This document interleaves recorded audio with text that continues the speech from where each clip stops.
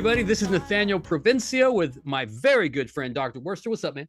Nathaniel, great to see you, pal. We have a special guest co-star with us as well. We have Ray Hewart, who is the CEO and founder of Teachers Deserve It. She's a TEDx speaker, educator, and author of Teachers Deserve It and Teach Better. Nathaniel, who do we have with us today? We have DMC all the way from Fairport, New York, who apparently has never had a garbage plate. We got to unpack this. So I do a lot of work in Rochester. I do a lot of work in Syracuse. I do a lot of work in this little town called Canandaigua. I don't know if you've ever heard of those towns. And so my first trip there, Eric was like, dude, you got to have a garbage plate. I'm like, what the hell's a garbage plate? He's like, I don't know. Just trust me. You got to have one. So I get this garbage plate. It's got like mac salad on it, you know, and like some franks and some all kinds of hamburger and like mustard. And it was hangover food. Let's just put it that way. It was something that you nourish your body after some partying. I love the Buffalo Bills. They're like my second favorite team. You know, I'm like an honorary member of Bills Mafia. And Donna, yesterday I was in Syracuse. Syracuse is kind of around Rochester, and I got to play with two capybaras. There is this wild net park right outside of Syracuse. So, and I had a bucket list dream of hanging out with capybaras. So, upstate New York, is it upstate? Is it upstate New York? Yeah, it's considered Western New York. And by the way, I saw the pictures, so it did happen of you and the capybaras. Yes, this is correct. Ray, have you ever played with some capybaras? No, and this sounds like a made-up story. DMC, I'm so excited to have you on the podcast. I'm so excited to be guest hosting with this crew. This was not how I thought it was going to start. This sounds like you live in a mystical world. It is. With hangover food and strange animals. Are they just out and about? Do you have one in your home? What's going on? I do have two ferrets in my home. See? That's pretty cool. Ferrets are cool. Unlike an onion, just start peeling. I have to say, I feel like I should be already taking notes on this podcast. I don't know if people are listening on their drive to school or whatever's going on, but I'm like, okay, food, I need to write that down. Okay, animals, I need to go hunt down. What else you got for me? That's right. I love it. I love it. So, all right, DMC, Donna, check it out. Here's the connection. Social media is wonderful. That's how I connect with you. I remember seeing some of your feeds and some of your posts, and I was always very intrigued with you because I'm a public school guy through and through. But you started a school, and I remember that was my first connection with you. I was like, wow, what would I do if I started a school? Like, you know, I'm even thinking about it now. All right, there's all kinds of funds floating around. Maybe Dr. Worcester and I will start our own school. You know, who knows? But I want to just talk about that for a little bit, because to me that is a fascinating story, because not many people get to live out the dream of starting a school. I want to know that a little bit. Awesome. Well, thank you. So first of all, thank you for having me. I'm super excited. Really excited to be here with you all and tell you my story. I am also a public school person through and through. I was thinking this morning that I have either been a student of or worked in rural, suburban, and urban education. So I've kind of been there and seen it all. Yeah. I started at 20 years old as a 7th and 8th grade social studies teacher in Rockland County, New York. Connection. Yeah, connection. And then I was an assistant principal and a principal in Bergen County, which is a small districts in Bergen County. And I was telling Eric the other night that what's great about small districts is you are like head cook and bottle washer. You know, they tell you you're an assistant principal and you are the affirmative action officer, the director of professional development, all the curriculum, you know, and you're like, huh? But because of that background, when I moved up here to Rochester, I met my husband online on eHarmony, and I moved up here because I was like, well, first of all, I was so ignorant. I shouldn't even say this as a social studies teacher. I lived downstate, and when you live downstate or New York City, you just think like, you don't realize how big the state of New York is, even though teaching New York is 7th grade social studies curriculum. And I was like, how far away could Rochester be? I could date a guy in Rochester. Well, it turns out it's far. It's like 5 hours from where I was. But knowing like I was a principal, I could do what I do anywhere. So I moved up here. And I got a job as a principal coach, as an executive coach for principals for the College Board, the SAT company. They had a model school system with 17 schools that was paid for or financed by Gates Foundation. So I came up here, I'm like, I don't want to be a principal again. At the time, I didn't know what I wanted to do. So I did this, and it was part-time. And over the 5 years, it grew to full-time. And if you know anything about Rochester, at the time, we were the worst. The city of Rochester had the worst worst schools in the state. And at the time, I think maybe even in the country, they might have been second to Detroit, but it was like Detroit and Rochester, right? So not a good scene. And the college board was leaving Rochester. The schools were not going to get support anymore because the superintendent decided he didn't want these outside partnerships anymore, the superintendent. Simultaneously, I had a 10-month-old and a 3-year-old. And I thought, well, I know my daughter's a little different. I didn't realize how different until many years later, but I just knew she wouldn't really do well in a typical school. Sure. And at the time, it was 2012, and Common Core came out in 2010.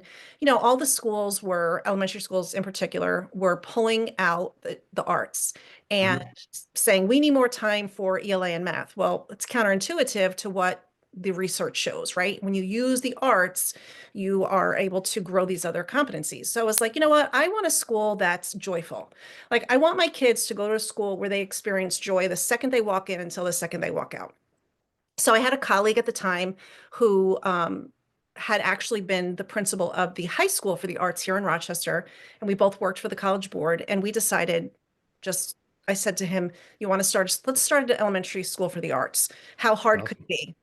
It turns out it's really hard. It's really, really difficult. The phrase ignorance is bliss actually is true, because if I had known everything that was going to go wrong, I never would have honestly done it. Wow. Started planning the school in 2012. In 2013, we were approved, but before we were approved, we were approved in 2013 by the New York State Department of Education. But first we had applied through SUNY, because in New York State, up in Western New York, you can apply to both, either one. And we were told no. And I'm not good at being told no. So someone encouraged me, and we wrote a whole new application. And then we were approved, and we were approved December 17th. I remember because we were away in Puerto Rico for my 40th birthday as a family. We were approved, and we actually opened the following September. But a couple interesting things happened. One thing that happened was the co-founder quit in mid-July, and then we didn't have a building. I actually started with teachers in somebody else's building and didn't tell them that we actually didn't have a building. We didn't have a building until 2 days after I started with teachers.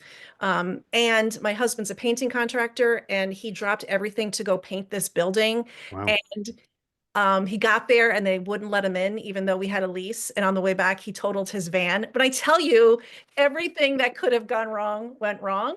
But we created a charter school of the arts that is an arts integration school. So one period of the day is an arts integration period where the classroom teacher and an arts integration teacher teach content with those two areas of focus.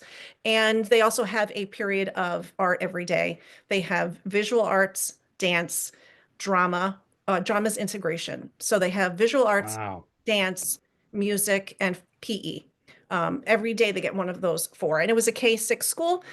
And by the time I left, we had grown out to full capacity of 506 students. Big school. Yeah. K-6, because I modeled it off of what I knew, which was 3 sections. I was like, you know what? I was a principal in New Jersey. I had over 500 kids and no assistant principal. I can do this. It's very different when you are in an urban center with needs that you didn't have previously. So we built up the infrastructure. We built out all the things. We consistently had a very, very long wait list. My children attended. Juliet started. She was 4 years old. She was she was the first kindergarten class. As a matter of fact, Saturday, I'm going to a Sweet 16 party of one of the girls who was in kindergarten with her. When she left in the 6th grade, we decided as a family that I was going to leave too, 18 months before. And that's when I wrote my first book on leadership. So you want to be a superintendent, become the leader you're meant to be, because I knew that I wanted to do something after I left. I wanted to consult. I wanted to work with people. And over time, that has just morphed into different things, working with women in leadership, helping people write books. A lot of educators are interested in writing books. So there it is. There's the nutshell. That's great. You built the school that you wanted. I mean, I think that's just outstanding. And that school still exists, I'm assuming. Yeah, they're in their 11th year. Very consistently, the seats are filled. I think And Eric and I were talking about this the other day. There's something about being a founder that Yes. other people just don't understand, that when you're the founder, it's not just a job to you. It is like, that was my third child. It was like, should we have another Mm. baby or should I start the school? Right. So like when I say that was my child, it was my child. And something about being a founder, it's like you're not going to fail. I remember sitting, and I wrote about it in one of my books. I remember sitting around the table with the founding board, and this one particular woman thought we should ask for a planning year. And I said, and I was pretty upset. And I said, with all due respect, I didn't just fall off a turnip truck. I can Mm. do this because look at what is going to happen. I have 192 kids. Where are they going to go to school if not at Renaissance? Like, all the seats are filled everywhere else. I have people that I've signed contracts for. If we put in for a year, a planning year at this point, there's going to be no confidence in us. So we just Mm. kept moving and going. And I believe there was some divine intervention that made it happen. And it's a beautiful legacy for sure. I do have to let you know, anyone listening, DMC, I'm confident educators are just going to appreciate hearing about the struggle of starting this school, Yes. because sometimes when we're educators and we're running around like chickens with our heads cut off, we feel like we're the only ones drowning, and we're the only ones that ran into a hiccup that day or spilled their coffee in the morning or, went over a speed bump. So for any of you who are feeling like you're drowning that are listening to the pod, feel free to rewind and re-listen to that Awesome. narrative that she gave about starting the school. You're in good company. Oh my gosh, so many things went wrong regularly. And it was just like, I think one of the reasons why I was successful is because I didn't play the fake it till you make it. I was Mm. like, I have no idea. Yeah. Let's figure it out. Let's find out. Let's get people around the table who are smarter than me with this particular topic, and just being really honest and open about, what we were trying to do and being true to what we were trying to do with our key design elements.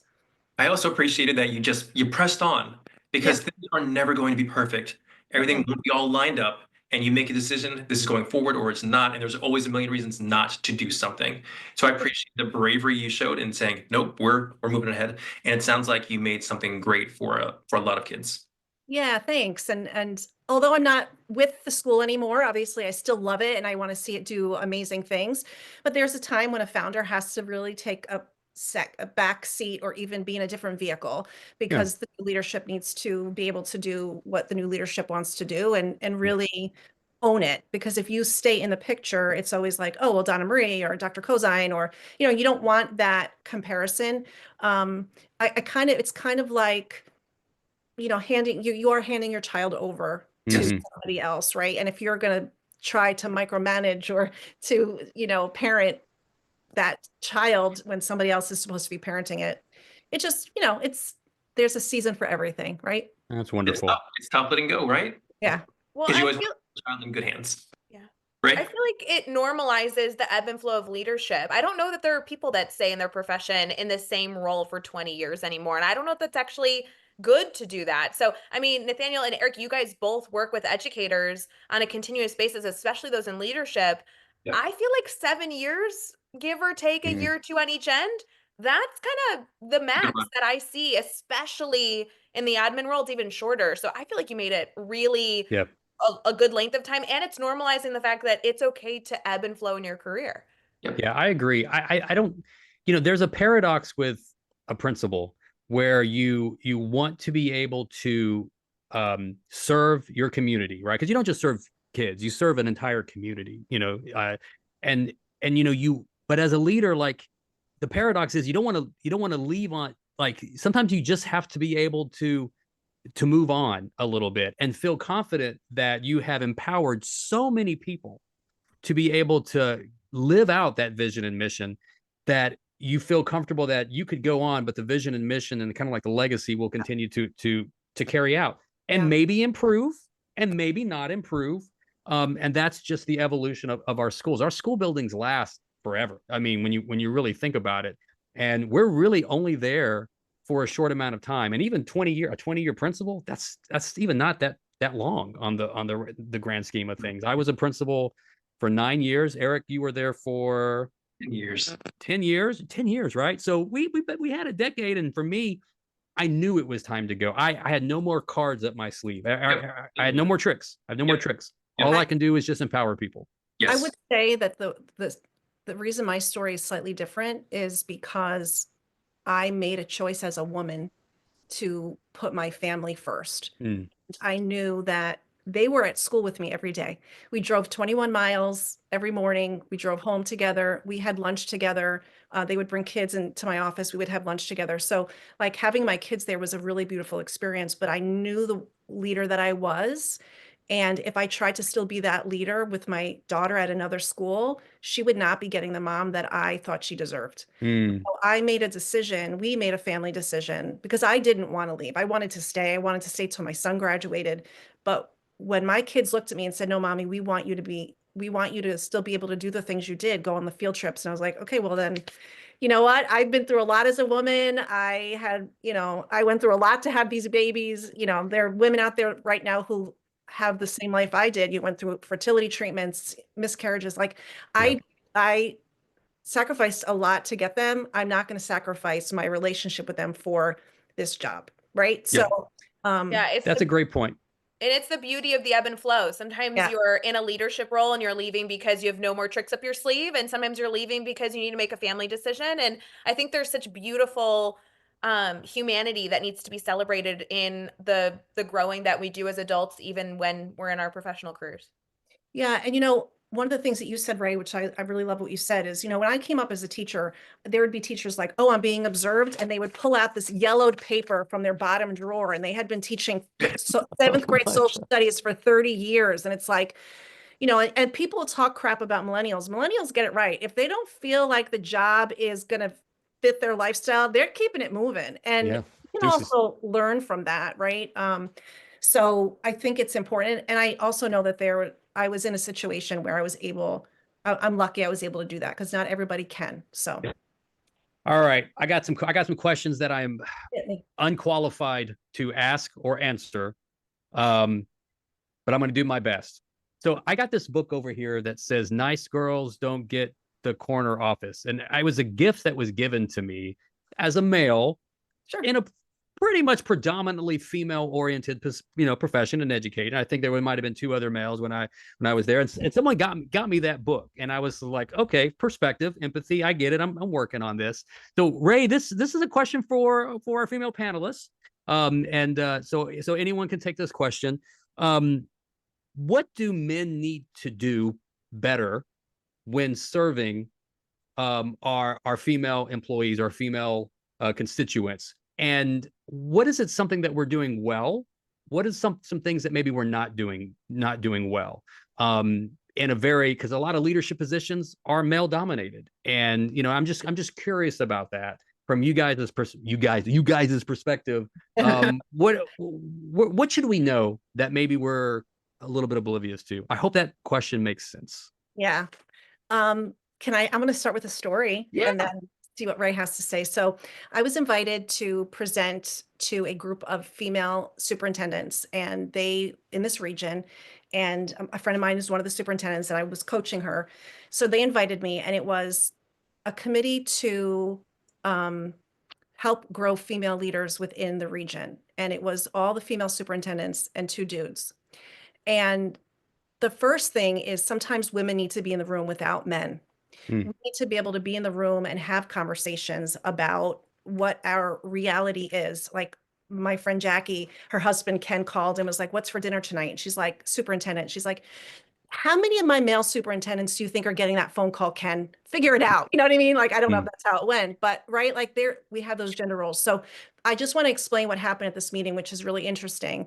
We were talking about I talk about work-life harmony, right? And how, I mean, personally, I feel like there shouldn't be balance anyway. Your family should always be more important than your job. Right. So we were talking about people overstepping boundaries, and this superintendent was so proud of himself. And I wasn't mad at him because this was his experience. He was like, "Well, when I interviewed for my superintendency, I told them I have two small kids. So if you expect me to come after 6 p.m., blah, blah, blah, blah, blah, blah." And so he went through about how like he set boundaries before he was even hired. And I was like, "Well, I'm really proud that you did that. But as a woman, I would never mention my family." Like, what? I was like, "I'm not going to give them a reason not to give me the job. I'm going to not talk about it. And then when it comes up, then set the boundary. And all the women around the table were like, yeah, yeah. So I think the first thing men need to understand is that there are things that things at play for us as women, that, you know, they're people have biases against us. I don't think it's necessarily has held me back at all, but I'm not a wallflower, right? Mhm. But there are things that there are those biases, but I also think that you need to understand that as women, we're not just the mom or the wife. I introduced myself at an IEP last meeting week. We had an IEP meeting for my son, and everyone introduced myself. And I said, and I'm Donna Marie, I'm the glue. And my son said, what does that mean? I was like, I keep it all together, you know? But and that's true for women. Like when we leave, we have a second full-time job at home. And I know, like, you were at a soccer game today. That's amazing. And even when you are a wonderful husband and a wonderful father, like I have both a wonderful husband and father, um, it's the kid, they come to us for the boo-boos. They come to us for the homework help. They come to us when their friend says, I don't want to be your friend anymore, right? So we carry that weight. And then a lot of us are that sandwich generation. We're Mm. caring for our children and we're caring for our aging parents. But I've said enough. Ray, what did No, it's great. It's great. No, I loved what you've said, DMC. I couldn't agree more with what you're sharing here. And to add to that, I love that you're introducing yourself as the glue. I just previously, a few episodes ago, was able to co-host with Eric again on one of these episodes when Nathaniel was out. And the guest we were having was talking about like how teachers should actually describe themselves, right? You're not just a teacher. Mhm. And literally in between these two recordings, I made a TikTok reel about it. So I feel like I have to send Awesome. that to you right after this episode, that you're never just a teacher. There's so many things that you do. And, you know, one of the things I actually think could add to this conversation is teaching your female counterparts who are aspiring leaders or current leaders to really see themselves as more than just the title. What are you actually doing? What's the impact? It's really powerful. With that being said, the first thing that came to mind for me was the concept of, you know, I actually have been surrounded by incredible leaders, and most of them have been males. And I Mm. have very little that I can criticize. I have learned a lot. I've seen a lot. I've seen a lot of things wrong, but I still learned from it. I think men in leadership roles are doing a lot of things well, and they're probably not hearing that enough. The one thing I would always encourage a male leader to do is to connect a female leader with other female leaders. When I Mm. was a classroom teacher, I was only surrounded by women who wanted to be classroom teachers. They didn't want to continue forward with other degrees or other titles within the profession, and they were focused on having children or fostering a family. I was in a different phase of life. That's not what I was focused on. So I was very eager to connect, whether they have been age mates with me or not, but to connect with other female leaders, not only men, but women. And, you know, it's really hard when we don't see women in this profession in leadership roles. That in and of itself is a concern, but it's also meaning that women who are in the profession are not connecting necessarily as easily with Mm. other strong women. So one of the many things I would share is for men or in anyone in a leadership role, if you have a female counterpart that would benefit from connecting with another leader, DMC is a great person. Let's connect them up, or myself or whoever it is. Let's keep women connected, because it shouldn't take a conference for women to get in a room. It Right. should Yeah, be agree. something that's happening organically on a daily basis. That's a good point. I want to add one of my authors, her book's in the editing phases right now. She's an assistant superintendent of a BOCES here in Western New York. Her name is Dr. Elizabeth Fries. She's amazing. And she's writing a book on basically we don't have a title yet, but it's like Lift as We Rise as Women, and about women in leadership. And one of the things that she talks about, which I love, is mentors, but also sponsors, and how there's difference. Like a That's a mentor good point. is a person who, you know, you can call and can help you through something. But then there's also people who are sponsors to you and be like, hey, Ray, I see this event that I'd love for you to come with me about women in leadership. Or have you thought about, you know, doing, you know, going and getting your master's degree, or being an assistant principal, or being whatever, a team lead. Mhm. So yeah, I think everything that Ray said is 100% on point. And again, I think you are doing things right. And if a woman feels a certain way, it's not because you're doing something wrong. It's just you're unaware. And how could you be? And I think the other thing is flexibility. You Mhm. know, you don't want people to take advantage, but if you're noticing that, you know, somebody's kid is sick, like let's try and be flexible, because it's often us, the moms, who are the ones who are taking care of that stuff. And so I think flexibility as well. Yeah. I know you work a lot with leadership development. Yeah. What are the typical things that you see leaders needing to work on the most? Are there patterns that you're seeing out there now? What are the things that you focus on a lot? I think the number one problem in leadership, I mean, and that I see, is people afraid of being wrong. Mhm. And I think what happens is we go into leadership and we feel like, oh my gosh, I'm the principal or I'm the superintendent. I need to know it all, right? Yep. And what happens is, because people are afraid that people are going to see them like they don't belong, or this idea of imposter syndrome, we Mm. hold on to things really tightly.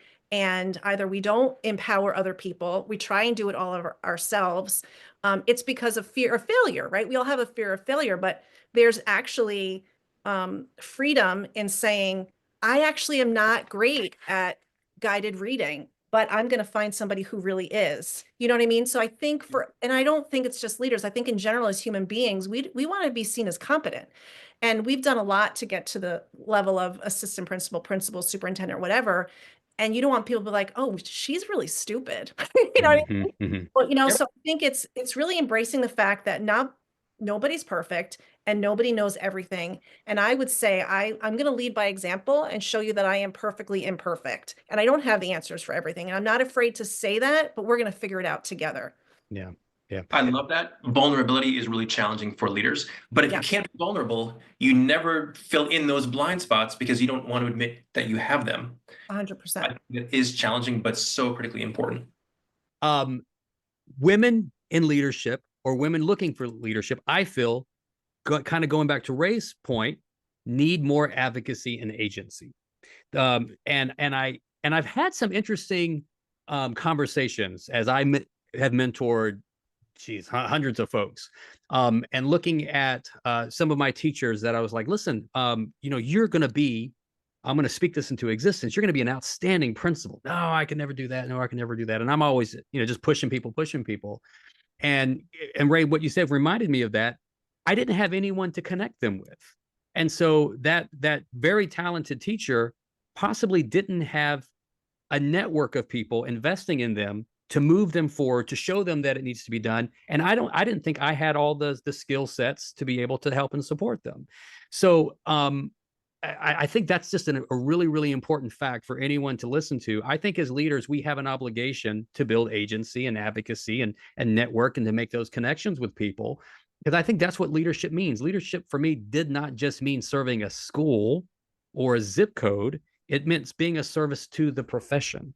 And I think we forget that. We see ourselves as building leaders. We're not building leaders because we may be in a different building.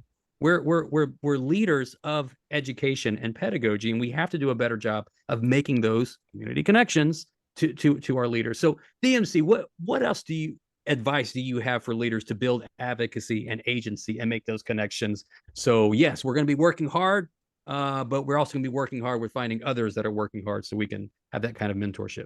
I love that question. And it's interesting because two of my things, actually next week, I'm flying to Indiana. I've been supporting it's called Women in Education Leading and Learning. It's a offshoot of the Indiana Association of School Superintendents. And then I'm flying to not Seattle, the other one, Spokane, to present at the Washington Association of School Superintendents, their women's conference. So the first thing I would say is that every state has an organization, most of them, for women in leadership. So if you are, find it in New York State, where or I currently am, it's NASAWA, New York State Association of Women Administrators. One of my colleagues and one of my authors and clients, she's in Illinois. They have one. So first is look at what is out there. And then if something doesn't exist, create one in your district. Have a coffee and conversations, or have a, if you have a Wellness Wednesday, have it so that women can get together. Have women in your organization present, do mentors, do peer-to-peer things. Just create opportunities, but don't do them at night and do them over drinks, because we are leaving. We're going home to Wait a start. minute. Do them during the day, with drinks. Is that what I'm Yes, hearing? right. So, Yes, okay. during the day with drinks. But do it, do it when women are at work so they don't feel like they have to now, but I've got, I work till 3:30, but my husband works till 6. I have to pick up the kids, and you know what I mean? It just adds to it. So if you can incorporate it Mhm. into your professional learning calendar, if it's a superintendent's conference day, maybe the morning is, women's leadership breakfast.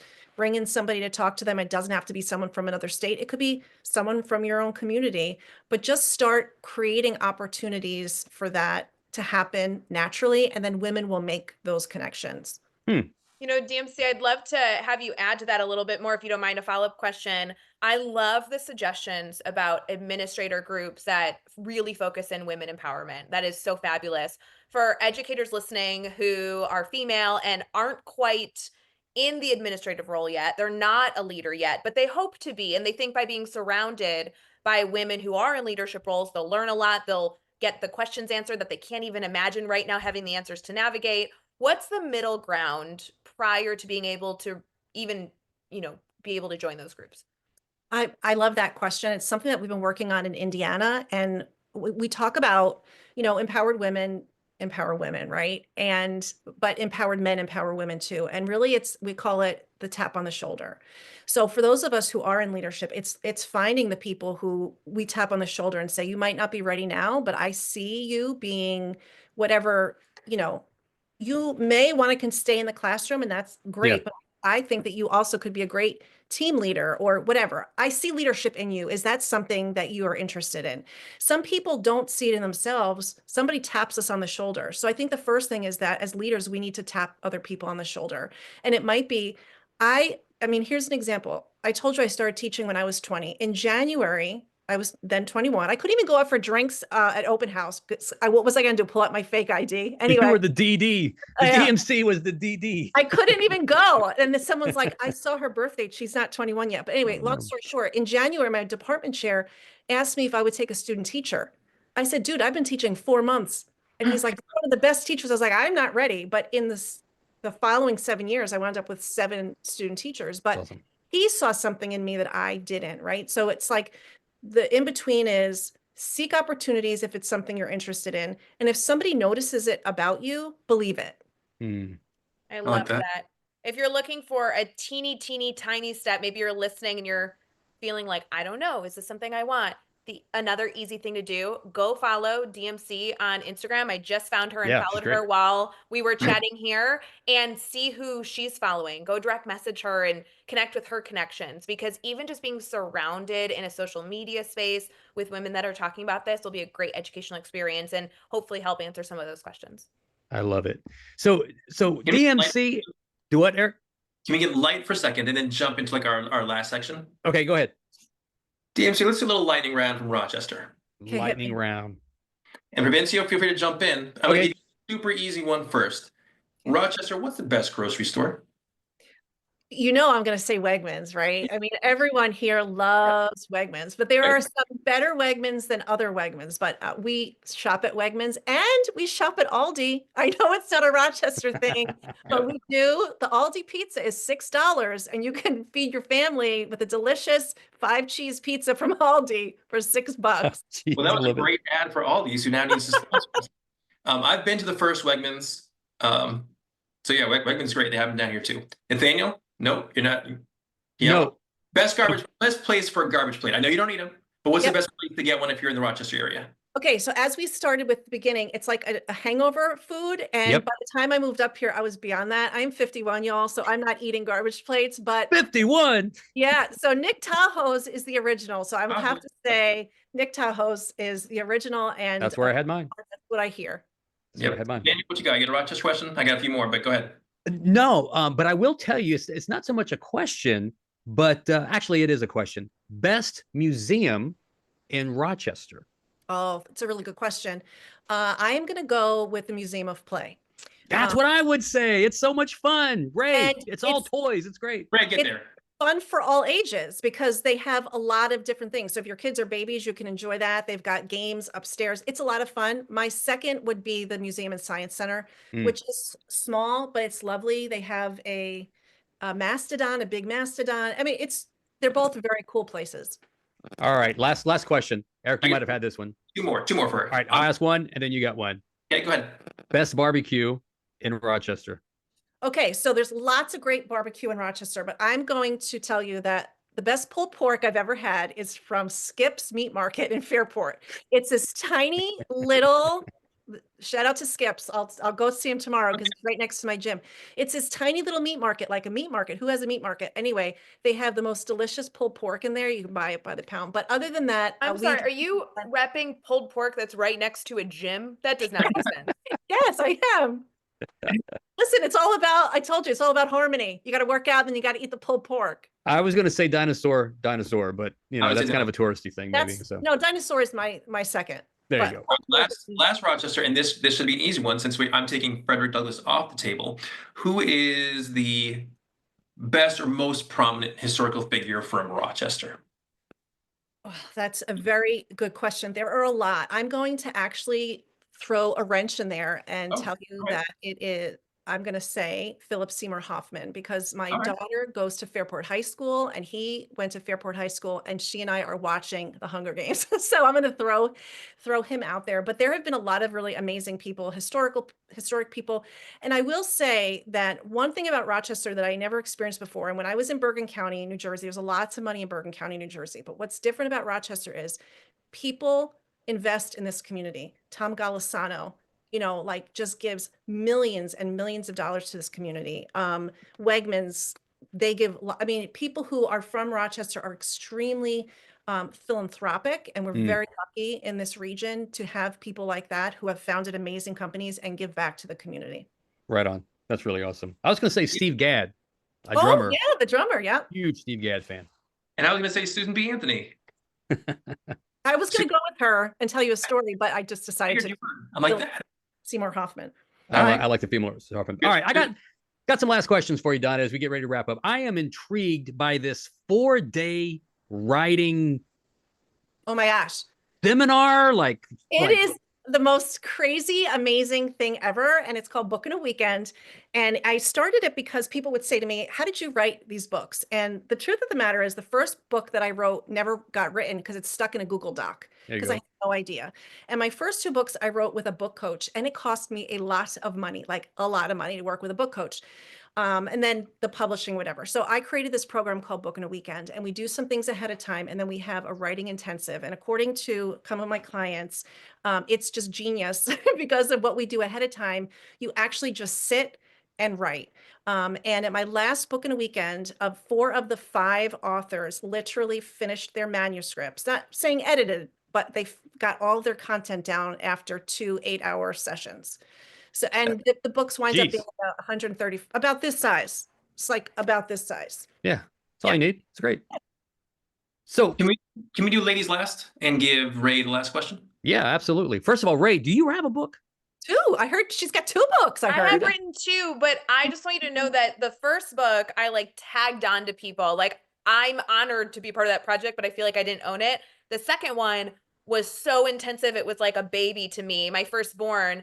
And Dancy, I cannot imagine writing a book in 4 days. I'm going to come to one of your writing things. I cannot believe people are accomplishing that. That's incredible. I cannot wait to follow that journey. And it's funny because I'm coming off of a session I had tonight. I have a free challenge, a 4-day challenge. And what I said to the women were like, and these books are really good. They're not like they just threw them together. It's like, and the reason it's because you're writing about something you're passionate about. You're writing a book to help other people. And you have this message inside you that you've known you want to get out there. So the reason it works is because there's a system, there's resources, and the third one is the accountability piece. Because I'm staring in your soul, where are you? Where I'm not like that, but I'm there the whole time, able to help if somebody gets stuck, and lots of little techniques. So, I'll admit, I have a third book in my head. I even tattooed the title on my body. Wow. And then have not written it. So if a tattoo wasn't enough accountability, you're going to be it for me, DMC. I'm telling you, you and I, after this podcast episode, we're going to be attached to that. And I work with men too, by the way, not just women. Yeah, I got to be honest. I was feeling a little okay, we got some DEI questions over here, diversity, have some guys on the thing, Okay, fine. You DMC, can I felt come. I Yeah, felt seen. so one of my former coach of mine, he's a business guy. He wrote his book with me and he did it in 13 hours. So Wow. he's the one who's like, this system is just absolute genius. And his book is coming out. It's called The One Slide Offer. And Wow. his was the fastest of any book that was ever written. But once the manuscript is done, there's other stuff you have to do, advanced praise, forwards, all that stuff, which slows things down. But it's about getting your content out. That's They've got a awesome. great team. Very good. All right, ladies. Ray, any last questions that you've got for DMC? What a great guest. I'm so glad you came to me. I've been holding on this question the whole time. I am in Chicago, so when you come to Indiana and Illinois, can we meet up? Oh, yeah, for sure. How far are you from Indianapolis?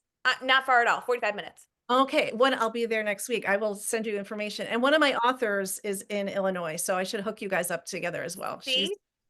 See, Nathaniel, Eric, that's why you brought me on the pod. That's all I needed. Question answered. And she's out. Connections, man. That's what we're trying to do. So DMC, yeah. Go ahead, Eric. Where can our people find you? DMC? Where can they find me? Yeah, I'm everywhere. No, I'm just kidding. Facebook obviously is where I do a lot of things. I'm on LinkedIn. Facebook, my last name is Cozine Mills. That's my married name. LinkedIn, I'm just Cozine. Instagram, I'm Dr. DMC, I think. Yes, you are. But yeah, I'm out there. They can find me at consultdmc.com. And yeah, if they reach out and let me know that they heard me on this podcast, I can give them some free copies of my books, e-copies I of like my that. That's great. I like that. I like that. Guest star Ray, where can people find you? Oh gosh, friends, I'd love to connect. I'm just at Ray Hewart on all social media, but more importantly, go connect with the Teachers Deserve It team. They're amazing. They're putting out incredible content. That's over at teachersdeserveit.com. Outstanding. DMC, I got a challenge for you. I was looking at my calendar real quick because I'm going to be in Rochester in about a month. And your first garbage plate is going to be with me. All right. Well, we'll see. We'll take a picture for social media. If you had a picture of Capybara, you can have a picture of me with a garbage plate. And we're gonna do it. So, Donna, thank you so much for your advocacy, your agency, not just for women, but for the whole human race, and your grind and your passion for starting the school that your kid deserved is very inspiring. Being able to not only make a huge impact for Rochester, but for the country. And I think that's really, really outstanding. And it proves my point that leadership is not just about your zip code, right? And your mission is always bigger than the place that your purpose is bigger than your place. And I think that you're really exemplifying that. So thank you exceedingly much for everything that you're doing, for your empowerment, your advocacy, and your agency. And thanks for being part of the Community Connection. Ray, thanks for joining us too. I really appreciate that. Thank you for the opportunity. It was a lot of fun. And I'll see you when we meet up for the garbage plate. Yep, we'll do it. All right, guys. Take care.